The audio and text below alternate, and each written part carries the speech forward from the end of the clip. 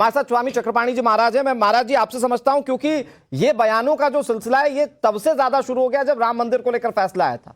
फिर राम मंदिर जब बनना शुरू हुआ, प्रभु की प्राण प्रतिष्ठा हुई, तब तक ये कह रहे थे कि हम अगला मस्जिद नहीं जाने देंगे। और फिर ज्ञानवापी की एसआई सर्वे रिपोर्ट, क्या ये कट्टरपंथी गैंग को और मजबूत कर देती है कि वो अपने बयानों को धार दें आज समाज में?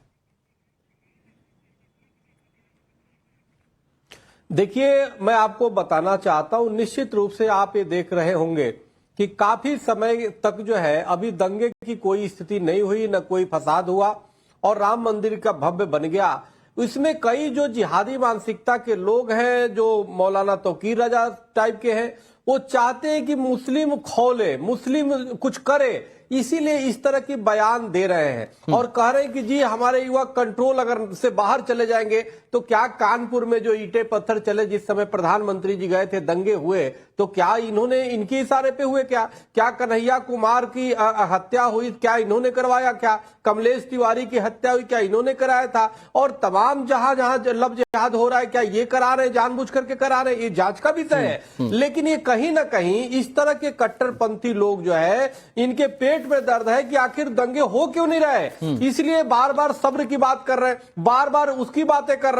अब हमारे एहसान साहब ने बहुत अच्छी बात कही। सवाल इस बात का है, मोदी जी ने क्या बिगाड़ा भाई?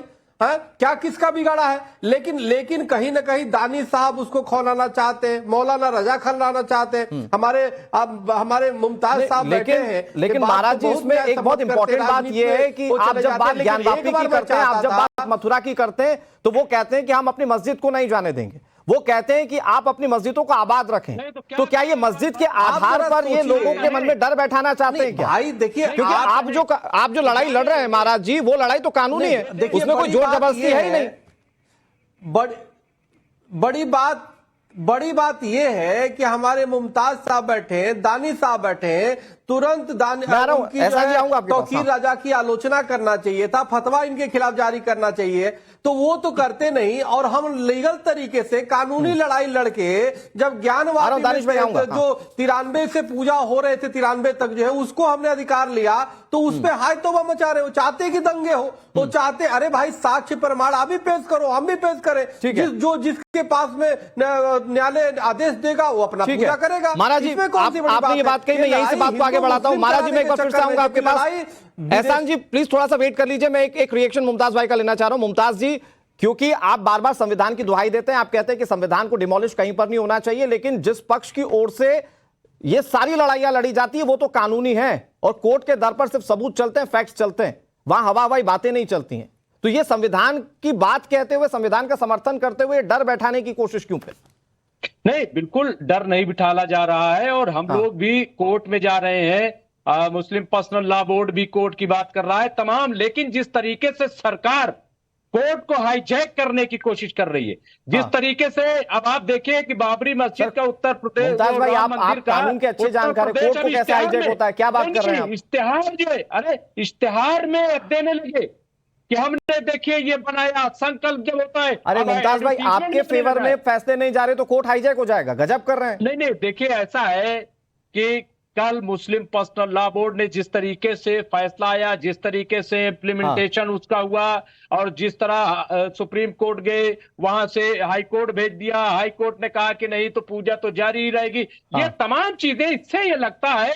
और फिर बाबरी मस्जिद के जिस तरीके से फैसला आया, सब लोग जानते हैं कि आस्था की बुनियाद पे आया। यही सर, किसने बोला आपको आस्था की बुनियाद पर आया? नहीं सर, एएसआई की सर्वे रिपोर्ट था जिसके आधार पर वहां पर फैसला आया था। इस्तेमाल सुप्रीम कोर्ट ने किया और आस्था की बुनियाद पे ही आया है। देखिए नहीं सर, वो टाइटल सूट का मामला था मुमताज भाई, वो टाइटल सूट का मामला था जिसको कोर्ट ने फैक्ट्स के हिसाब से सुना, उसके ऑब्जर्वेशन को आपको पढ़ने की जरूरत है मुमताज भाई। आई एम सॉरी टू से। हम सब पढ़े हुए हैं और पढ़ते अब तो लिखते ही रहे, पूरे मुकदमे को हमने रोज रिपोर्टिंग की है। तो मुमताज भाई, ये तो पता होगा ना आपको, जब सुनवाई डे टू डे सुनवाई शुरू हुई थी तभी क्लियर कर दिया गया था कि टाइटल सूट का मामला है। कोर्ट ने कहा कि जब ये राम मंदिर को तोड़ करके बाबरी मस्जिद नहीं बनाई गई, ये सुप्रीम कोर्ट ने एक्सेप्ट किया ना।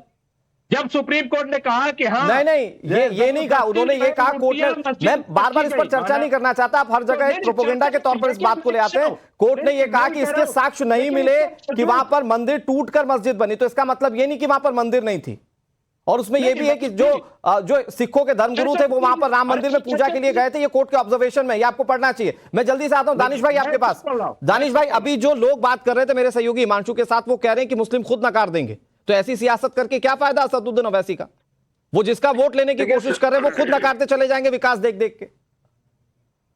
देखिए, वो तो कौन कहां जाएगा, खैर उनके बोलने से कुछ नहीं होगा, और जिन्होंने बात रखी है वो हमारे उलमा है। और दूसरे नंबर की बात कि स्वामी जी जो बातें कर रहे हैं ना, हमारे मतलब तौकीर रजा आपके उलमा है? हमारे, अरे बिल्कुल तमाम उलमा भाई, all India Muslim personal law board में जितने भी थे वो तमाम उलमा हमारे लिए सम्मान। अच्छा दानिश भाई, आप थोड़ा सा जल्दी गुस्सा हो जाते हैं, मैं टोकते हुए एक सवाल पूछ लूं आपसे बहुत प्यार से, उसके बाद मैं एहसान जी के पास जाऊंगा। देखिए, 19 दिसंबर 2023 मस्जिद के खिलाफ कोर्ट का फैसला मंजूर नहीं है, यानी कि आप बैरिस्टर की पार्टी के बैठे हुए आप जब संविधान की बात करते हैं, ये संविधान की धज्जियां उड़ाते, बोलते मैं कोर्ट को नहीं मानता।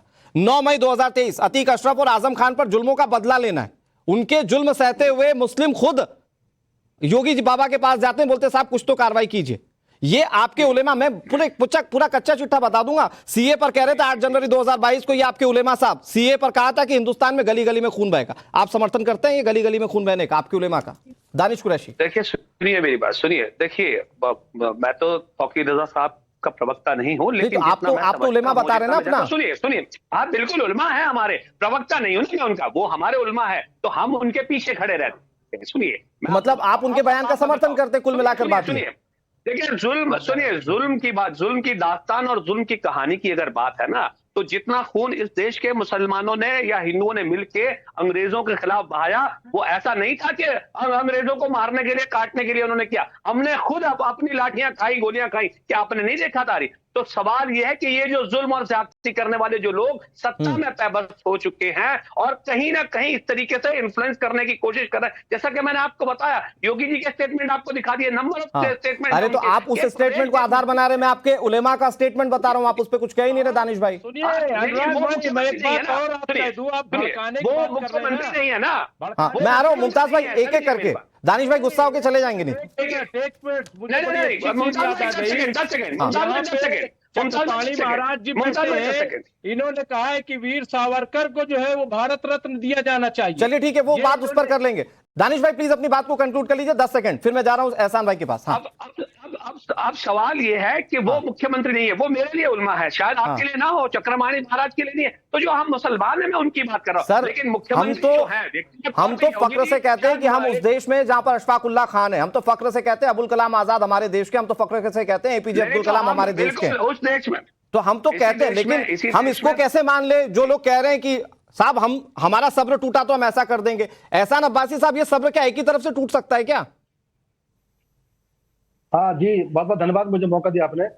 अनुराग भाई, ऑल इंडिया पर्सनल मुस्लिम लॉ बोर्ड जो है ये एनजीओ है, और इसमें जितने उलमा हैं वो उलमा कम, राजनेता ज्यादा हैं, और जो उनके हमेशा जो बयान आते हैं वो मुसलमानों को भड़काने के लिए और एक देश की सरकार को, चाहे उत्तर प्रदेश सरकार हो चाहे भारत सरकार हो, उसे बदनाम करने के लिए। मैं गाँव से आता हूँ, उत्तर प्रदेश का रहने वाला हूँ, मेरा पड़ोसी हिंदू है, मेरे खेत जहाँ पे हैं वो मेरे पड़ोसी के खेत हिंदू के हैं।